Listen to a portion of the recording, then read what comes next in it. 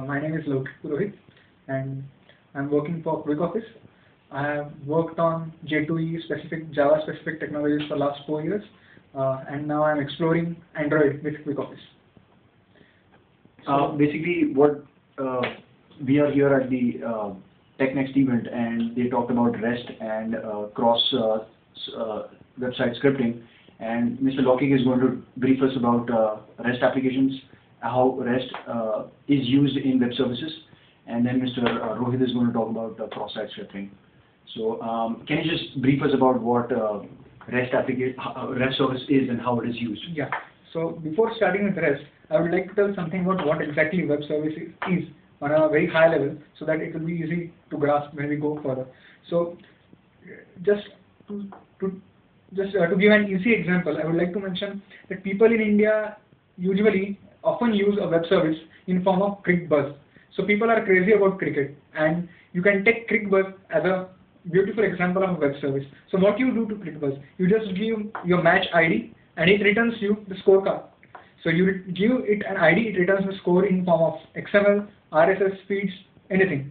So on a high level, that's a web service. Now, again, to give a layman example for REST, I would like to give an example of a company where, say, I am an employee and I want to update my address. So what I do, I go to HR office. I tell HR, look, this is my employee ID and I want to update my address. Now consider that HR is not a typical modern day HR, but it's quite orthodox HR who maintains the employee data in files in a drawer. So what he does is he takes out your file from the drawer, updates your address, and puts the file back to the drawer. Now tomorrow you feel that has HR updated my address correctly? So you go to HR, tell her or him, look, this is my employee ID and I want to see what exactly you have updated in my address. So now he or she takes your employee ID, takes out your file and tells you your address. So on a high level, this is HR is a service for you, to whom you provide your ID and get your information. You provide your ID and update your information. So on a high level, this is REST. Now, we'll talk about the principles. Principles behind REST. Yeah. So REST is basically about organizing your data properly. So if you want to organize data on your machine, you want to organize user data, what you will do? You will create users folder. Within it, you will create folder with IDs of all the users. Within each ID folder, you are going to create name folder, skill folder, address folder. So in this way, you are organized. So now when you want to access address of user 1, what you will do? You will go to a folder, users folder, then you will go to ID folder, then you will go to address folder. So user/ID/address/ whatever it is becomes the unique URL, a unique identifier for that particular address resource. So this basically is REST. So if we apply same analogy on the web, if you want to access a user with ID 1, what you will do? HTTP xyz.com/users/1. So user with ID 1 is identified by this particular URL. Again, you want to access address of that user, just add a /address. So address of user with ID 1 is this. Now, if you want to post something or you want to update something, you are not going to change this URL. Typically what people do is, to update a particular thing, they just write a method called update user, update ID something, and then post data. But essence of REST is, even if you want to update, you are not going to change this URL. You want to update, you just put the same URL /user/1/address, and you use HTTP post here. So REST is nothing about using HTTP to its full extent. You are not underestimating HTTP protocol like you do using XML, RPC or kind of thing. So you are exploring HTTP to its full extent, and this is the essence of REST. Each resource identified by unique identifier. Second thing, each resource is a noun identified by unique identifier, and all the actions on that resource are taken care by HTTP using HTTP GET, POST, PUT, DELETE. So this is the essence of REST. So basically, it is making use of HTTP protocol efficiently, and that is what basically REST is. Exactly. Can you just mention in a couple of statements how is it different from requesting to normal web pages, and how is it different for using web services? Yes, next question. So, if we want to implement this service in a traditional way, what we do? We write a servlet, we implement do get, do post, everything. Then we do request.get parameter. If you want to set header, we do request.set header, session.get ID, request.set something. And this is all boilerplate code. So you have to write all this boilerplate code first, and then you have to write your business logic. After writing business logic, you have to create a message to be sent back to the client. And these messages are in form of XML or JSON. Now, talking about JSON, JSON is nothing but a lightweight data description language for exchanging data. So JSON is like representing data in form of lists and maps. Each and every data can be represented in form of list and map. Take the example of again Office, your IT industry. You want to get all the users of that particular company. You just say users, which is a key, and list of all the users. So key value, which forms a map, as well as a list of users, which is a list. So it's all about key value pairs, and it's very lightweight. And USP of JSON is it is naturally consumed by JavaScript. If you just say eval and JSON text, it forms a JSON object for you, and you can directly use it and just Ajaxify your request. Rather than refreshing page, just do it in a asynchronous way using JSON. So now coming back to the point, so now you have written the boilerplate code, you have written your business logic, and now you want to form a message that to JSON. Now you have to take all the state of your objects and convert it in form of JSON.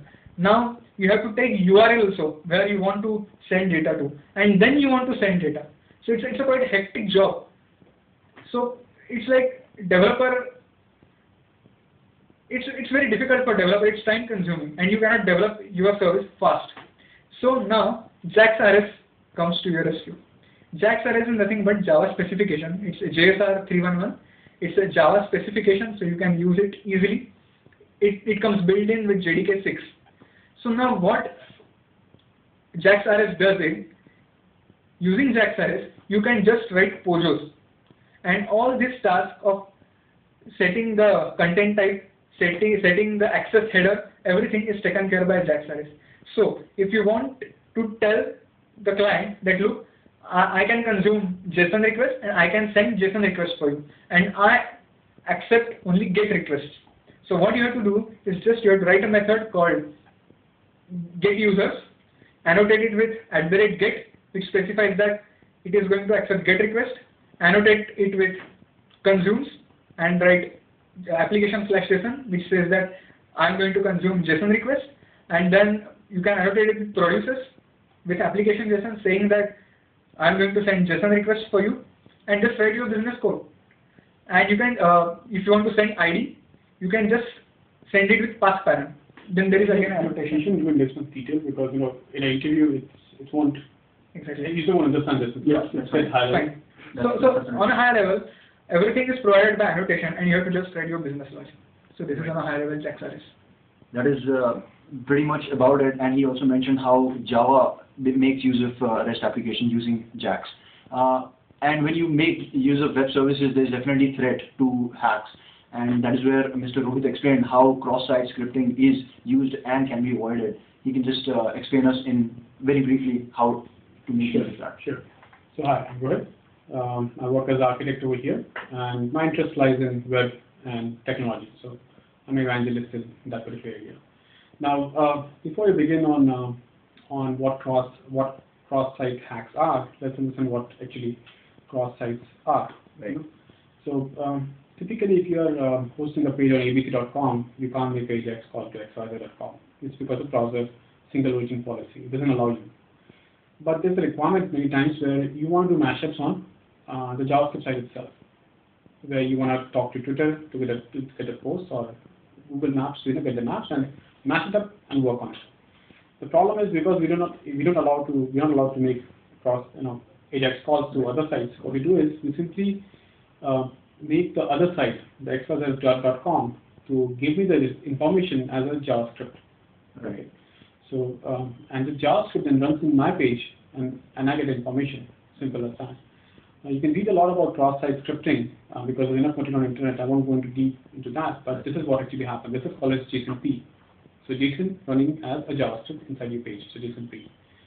So that's about the cross-site scripting. You raised a question about security. Right. So typically, think about it. If I'm using a scrapbook and I'm a normal person, and the scrapbook is such a way that anybody can come to my page and post any HTML content. Right. This is a very dangerous proposition because he might put in some image or some JavaScript in my page, and when I load it, my browser loads it in my session, and this guy can steal my cookie, send it across to the server, and that guy can then log in as me. Right. So this is a very dangerous proposition. Right. So for such kind of a thing, we typically say, don't use in HTML. If you don't use HTML content from your user, make this content in a rich Word-like application. Right. You know? And even if some content is coming, just parse and make sure it's safe. Don't allow unnecessary things to be put in. Right. That's how you avoid this thing. Okay. The same thing is true for JSON-P, because JSON-P comes as JavaScript and runs in your browser. Right. So as long as the server and client is yours, you don't have to worry about it. But let's say you are working with some other client, some other server, which is giving the JSON-P, you don't trust it, so you don't trust it. So you should be very careful about using JSON-P with unknown parties. So do you want to talk about cross-site forgery or something like that? No, I think that's pretty much it, because I think there's a lot of information, as you mentioned, on the website, on the internet as well, so you can have a look how basically this works. And that's pretty much it. That was what the talk was about at TechNext today. So I really thank you for your time and inputs. Thank you very much. Yes.